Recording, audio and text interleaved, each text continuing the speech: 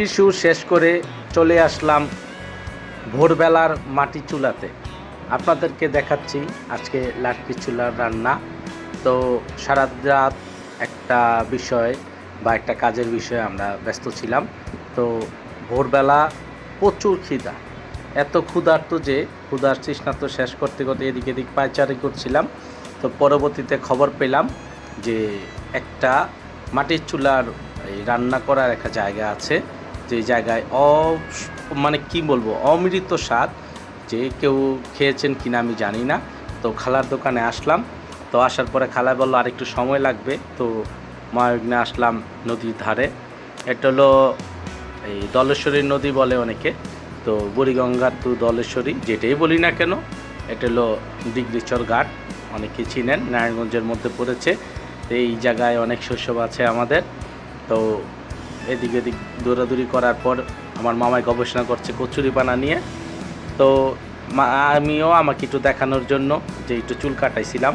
তো কী অবস্থা, চুল কাটানোটা কেমন হয়েছে সবাই জানাবেন। তো এদিক দিয়ে একটি ভোরবেলায় জাহাজ চলে যাচ্ছে। তো জাহাজের সাথে একটি মাছও বিক্রি করার জন্য ট্রলারও দেখলাম। তো এদিক ওদিক করতে প্রচুর ক্ষুধা। এখন তো ওই জায়গায় লেট হয়ে যাচ্ছে, এদিক দিয়ে বৃষ্টি, তো মুষলধারে বৃষ্টির অবস্থা। তো মামাই বললো মামা কি স্পেশাল খাবার আছে, চলে আসেন। তো খাবার এলো, খাবার এটা হলো খুদের বা, যেটা অনেকে বহুয়া যেটাই বলে না কেন, একটা ভাতের চালের, আরেকটা হলো পুলার চাল। তো সাথে 5-6 পদের ভর্তা। তো আমরা দুজনে 2 প্লেট খাবার নিলাম, খুব অল্প করে নিলাম, সামান্য 20 টাকার পরিমাণ করে এরকম নিলাম। তো দুজনে আগে ক্ষুধা নিবারণের জন্য খাবারটা নিলাম, এই আমাদের খাবার। তো খিদায় তো অবস্থা খারাপ। 1 2 3 4 5 6 পদের ভর্তা দিছে, আমের আচারও ছিল একটা, অমৃত স্বাদ।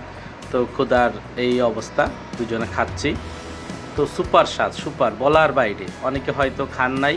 তো প্রায় আমরা দুজনে মিলে মানে মিক্সিং করে নিলাম এখন। তো বাগাবাগি শেষ, সোহেল মামারা দিয়ে এখন প্লেট ধোয়ানো শেষ। এখন আমরা আসলাম ফেরিঘাট, তো লঞ্চ ঘাট বা ফেরিঘাট যাই বলি।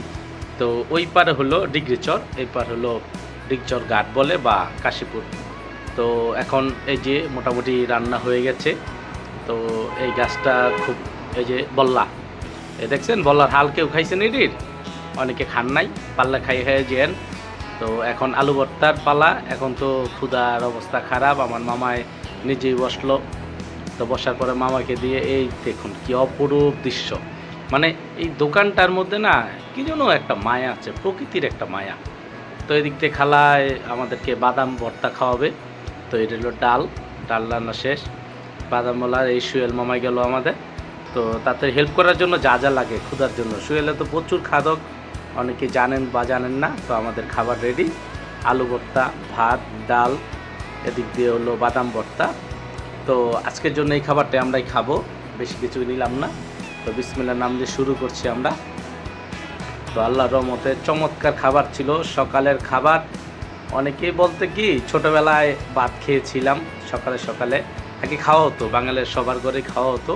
এখন আমরা পরোটা বিভিন্ন, মনে করেন কি বলবো, আর আমরা তো নাস্তাই করা হয় না, ঘুমেরতে উঠি 11টা-12টার পরে। তো আলু ভর্তা, ভাত, এগুলি সব কিছু নেওয়া হলো। তো মাশাআল্লাহ চমৎকার খাবার ছিল বাদাম ভর্তাটা।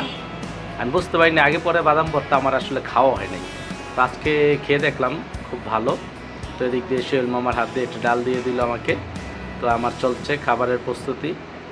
তো এই তো সোহেল মামা এই পর্যায়ে যে এত ভাত খাইতে পারবো আমি বুঝতে পারি না, 3 প্লেট ভাত খেয়ে লাইছে। তো ভাত খাওয়া প্রায় শেষ। তো খেতে খেতে আপনাদের অনেক গল্প শোনালাম। আগামীতে আরও অনেক গল্প আছে, সব নিয়ে হাজির হব।